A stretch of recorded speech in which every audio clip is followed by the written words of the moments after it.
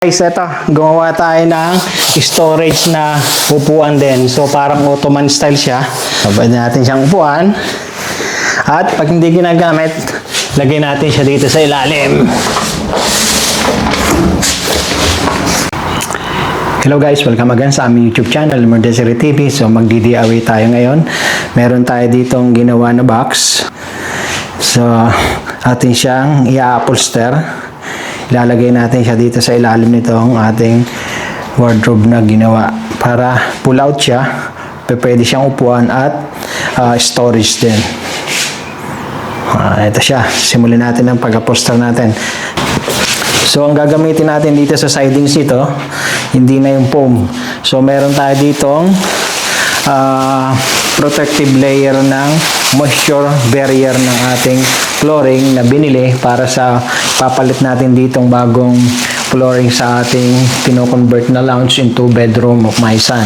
So ito na lang gamitin natin kasi hindi naman mahalaga na gamitin natin dito sa side. Malambot din naman ito at co-cover natin siya ng ating pang-upholster na leatherette. So bawas na lang tayo dito. Moisture barrier yan. Alang gamitin natin.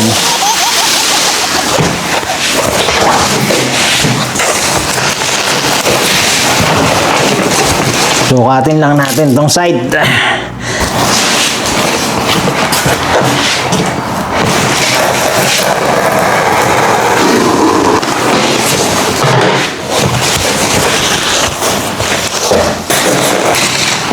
Spray muna natin. Huwag kong ito. Gana pa. Tigas na yata. Yun. Okay pa.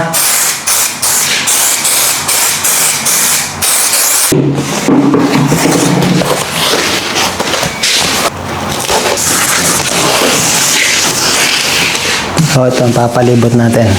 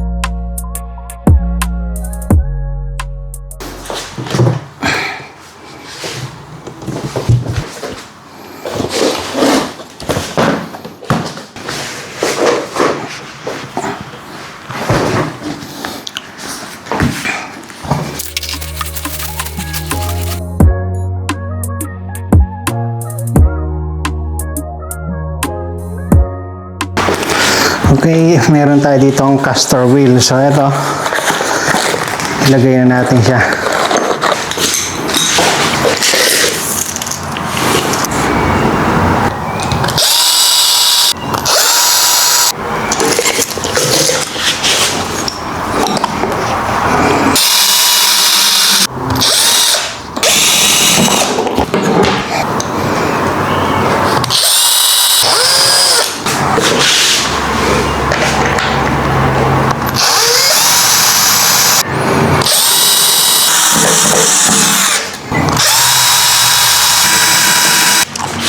Okay, itong caster wheel natin na maximum load niya ay 210 kg.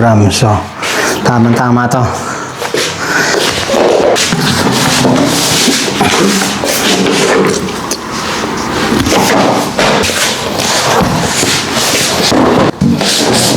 Ang pwesto.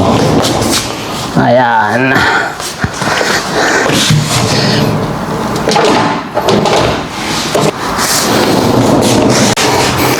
So, pinalitan natin itong ating pump kasi tumutok ng ating sinukat doon nalagyan natin ng gulong. So, itong manipis na lang ilagay natin.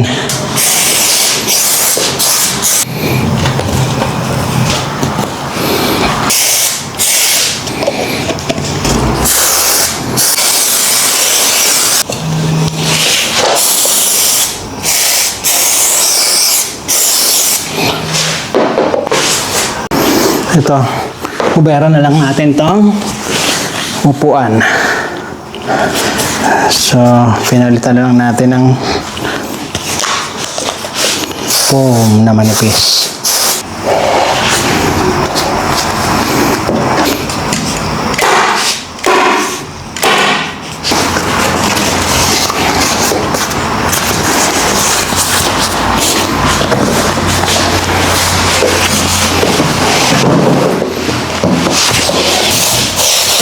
Hindi ko lang picture ha.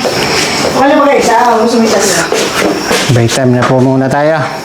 Ha? Yeah. Break time natin. Merienda.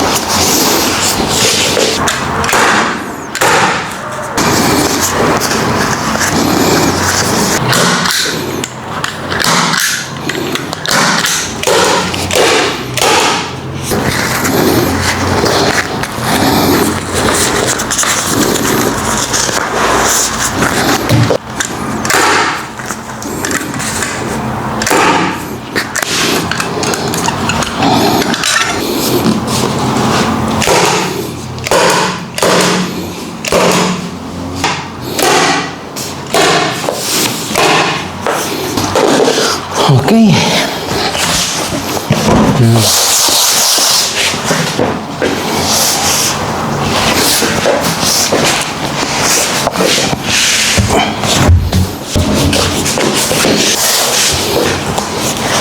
Lagyan natin ng hinges, butas dito, at saka lip piston, gas piston. Ayos. Din yan.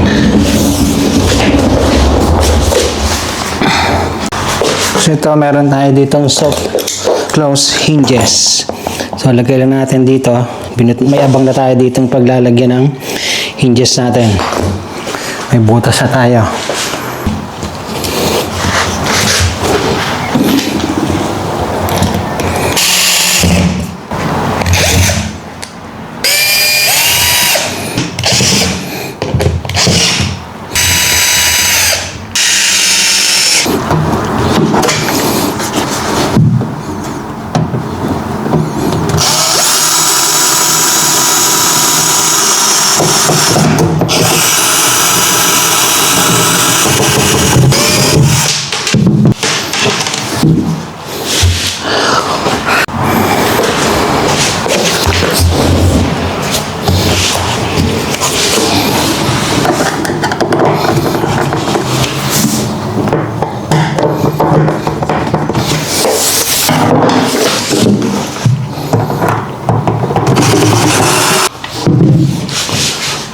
Okay. Ito. Gamit natin doon sa cabinet natin dati sa kitchen. Ito siya. So, lagay natin siya dito.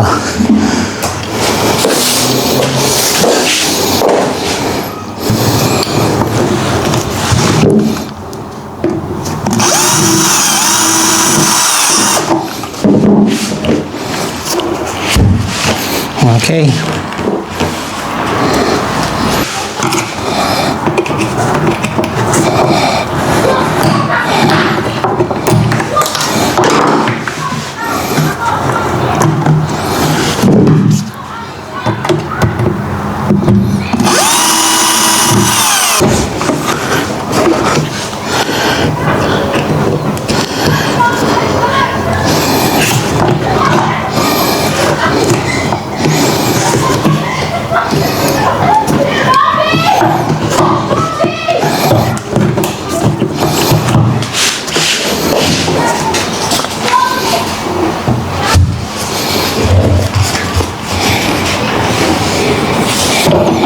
Okay. Guys, ito, gumawa tayo ng storage na upuan din. So, parang Ottoman style siya. So, ito siya. Ang laking cabinet nito. Storage. Lagyan natin ng gas strap din siya. 60 Newton capacity to. At close hinges. So, ito siya. Ang laki ng kanyang lagayan. Meron siyang caster wheel. Ito. Pwede natin siyang upuan. At pag hindi ginagamit, lagay natin siya dito sa ilalim.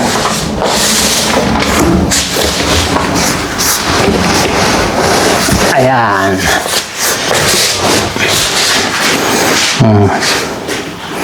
So pag uupuan ulit, pull out lang natin siya.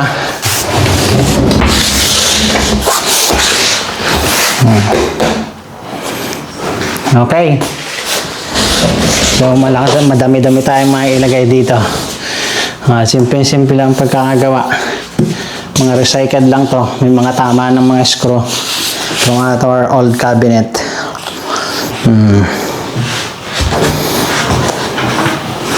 Hop. Okay. Open mo nga lang. Ayos.